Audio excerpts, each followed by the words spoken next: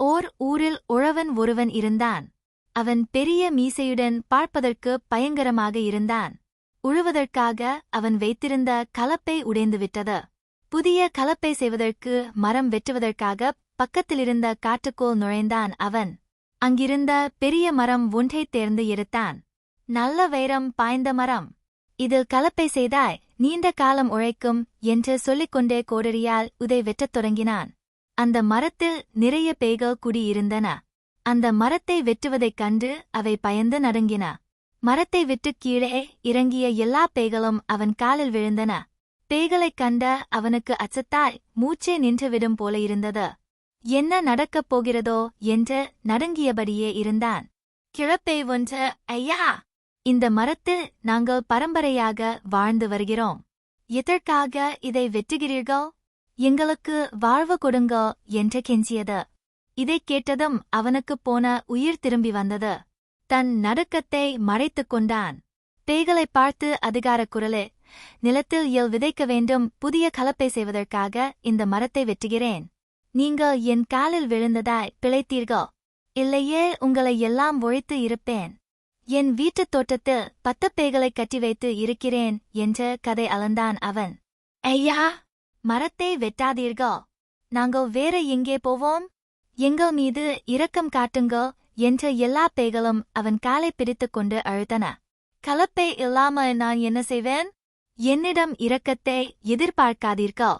மரத்தை வெட்டியே தீருவேன் என்றான் அவன். கிழப்பை அவனைப் பார்த்து, ஐயா, உங்கள் நிலத்தில் ஓராண்டிற்கு எவ்வளவு என் விளைகிறது என்று கேட்டது. 80 மூட்டையில் என்றான் அவன்.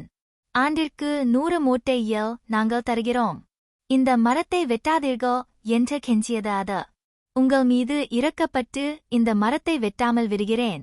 ஒவ்வொரு ஆண்டும் அறுவடை நேரத்தில் 100 மூட்டையில் வந்தாக வேண்டும். வரத் தவறினால் இந்த மரத்தை வெட்டுவதோடு நிற்க மாட்டேன். உங்களையும் அழித்து விடுவேன் என்றான் அவன்.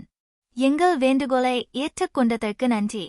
நாங்கள் சொன்ன சொல் தவற மாட்டோம் என்றது அந்தப் பேய். மகிழ்ச்சியுடன் அவனும் வீடு வந்து சேர்ந்தான். அறுவடை காலம் வந்தது. பல இடங்களில் விளைந்த எள்ளைப் பேய்கள் திருடின. எப்படியோ 100 மூட்டை எள்ளைச் சேர்த்து அவனிடம் கொண்டு வந்தன. பேய்களைப் பார்த்து அவன், சொன்னபடியே எங்கொண்டு வந்து இருக்கிறீர்கள். என்னை ஏமாற்ற முயன்றாய், நான் பொய்லாதவனாகி விடுவேன். ஆண்டுதோறும் இப்படியே வரவேண்டும் என்று மிரட்டி அவற்றை அனுப்பி வைத்தான். நடுங்கியபடியே பேய்கள் அங்கிருந்து சென்றன. சில நாட்கள் கழிந்தன. புதுப்பேய் என்ற பெயருடைய பேய் தன் உறவினர்களைப் பார்க்க அங்கு வந்தது. எல்லா பேய்களும் இளைத்து துரும்பாக இருப்பதைக் கண்டது அது. சென்ற ஆண்டு உங்களைப் பார்த்தேன். மகிழ்ச்சியாக இருந்தீர்கள்.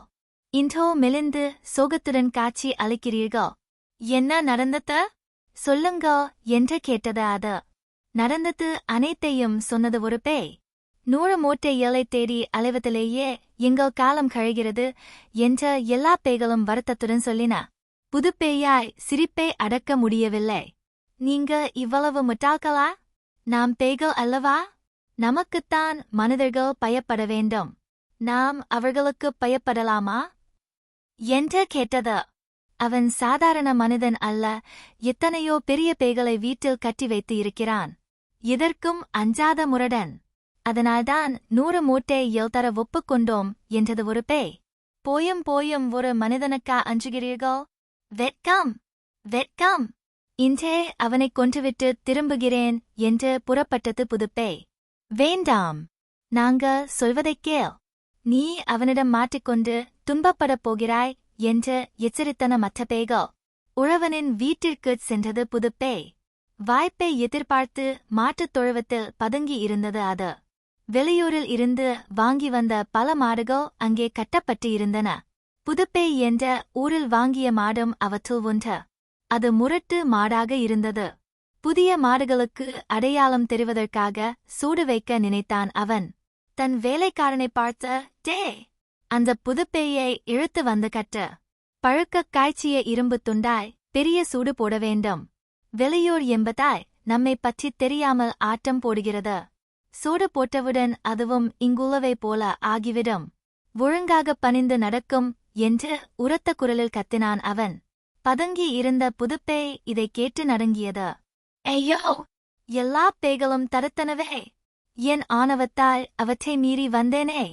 பெரிய மீசையுடன் இருக்கும் இவனைப் பார்த்தாலே பயமாக இருக்கிறதே. சிறிதும் இரக்கம் இல்லாதவன் போலத் தோன்றுகிறான். நாம் நன்றாக மாட்டிக்கொண்டோம். தப்பிக்க வழியே இல்லை. நமக்கு பெரிய சோடு போடத்தான் போகிறான். என்ன செய்வது என்று குழம்பியது அது. மாட்டைக் கட்டுவதற்காக உழவன் பெரிய கயிற்றுடன் வந்தான்.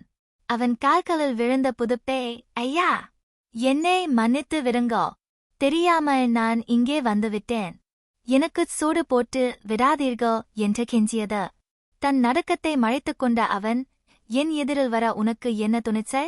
உன்னை என்ன செய்கிறேன் பார் என்று கோபத்துடன் கத்தினான்.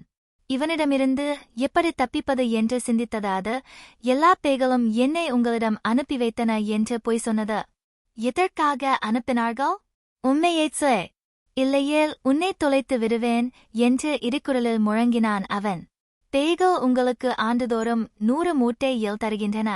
நீங்கள் அவற்றை எண்ணெய் ஆக்குவதற்காக ஏன் துன்பப்பட வேண்டும்? எள்ளுக்குப் பதில் 100 பீப்பாய் எண்ணெய் தருவதாக அவை முடிவு எடுத்தன. உங்களுக்கு எள் வேண்டுமா? எண்ணெய் வேண்டுமா? இதைத் தெரிந்து வருவதற்காக என்னை அனுப்பி வைத்தன. உங்களுக்கு என்ன வேண்டும்? சொல்லுங்க என்று நடுங்கியபடியே கேட்டது அது. இனிமேல் எனக்கு எள் வேண்டாம். எண்ணெயாகவே தாருங்கோ. ஏதேனும் தவறு நடக்குமானால் உங்கள் அனைவரையும் தொலைத்து விடுவேன். ஓடு டோட் என்று விரட்டினான் அவன். எப்படியோ தப்பித்தோம் என்று ஒரே ஓட்டமாக ஓடியது அது. மூச்சு வாங்கக் காட்டை அடைந்தது. அதன் நிலையைப் பார்த்த மற்ற பேய்களும் என்ன நடந்திருக்கும் என்பது புரிந்தது. என்ன புதுப்பேயே, வீரம் பேசிவிட்டுச் சென்றாயே, அவனைக் கொன்று விட்டாயா என்று கேலியாகக் கேட்டது ஒரு பேய். உங்கோ பேச்சைக் கேட்காதது தப்புதான். முரடனான அவனிடம் நான் நன்றாகச் சிக்கிக் கொண்டேன். எனக்குப் பெரிய சூடு வைத்து இருப்பான். அதை இப்பொழுது நினைத்தாலும் என் உள்ளம் நடுங்குகிறது. என் அறிவு வேலை செய்தது. எப்படியோ அவனிடம் இருந்து தப்பிவிட்டேன் என்றது புதுப்பேய். அவன் பெரிய ஆளாயிற்றே. அவனிடம் என்ன சொல்லித் தப்பினாய் என்று கேட்டது ஒரு கிழப்பேய். 100 மூட்டை எள்ளாகத் தருவதா அல்லது 100 பீப்பாய் எண்ணெயாகத் தருவதா என்று கேட்டு வர நீங்கள் அனுப்பியதாகச் சொன்னேன். அவனும் இனிமே 100 பீப்பாய் எண்ணெயே தருமாறு கட்டளையிட்டான் என்று நடந்ததைச் சொன்னது புதுப்பேய். என்ன காரியம் செய்துவிட்டாய்? 100 மூட்டை எள்ளைக் கொடுத்துவிட்டு நிம்மதியாக இருந்தோம். இனிமேல் 100 பீப்பாய் எண்ணெய் தருவதாகச் சொல்லிவிட்டு வந்திருக்கிறாய். அவ்வளவு எண்ணெயைச் சேர்ப்பதற்காக நாங்கள் தூக்கம் இல்லாமல் துன்பப்பட வேண்டும். நாங்கள் தடுத்தும் நீ கேட்கவில்லையே. இனி என்ன செய்வது என்று வருத்தத்துடன் புலம்பின அங்கிருந்த பேய்கள். எல்லா பேய்களும் தங்கள் தலைவிதியை நொந்து கொண்டன. ஆண்டுதோறும் உழவனுக்கு 100 பீப்பாய் எண்ணெயைத் தந்து வந்தன. தன் அறிவுக்கூர்மை தன்னைக் காப்பாற்றியது. உழைக்காமலேயே வளமாக வாழும் வாய்ப்பும் வந்தது என்று மகிழ்ந்தான் அவன்.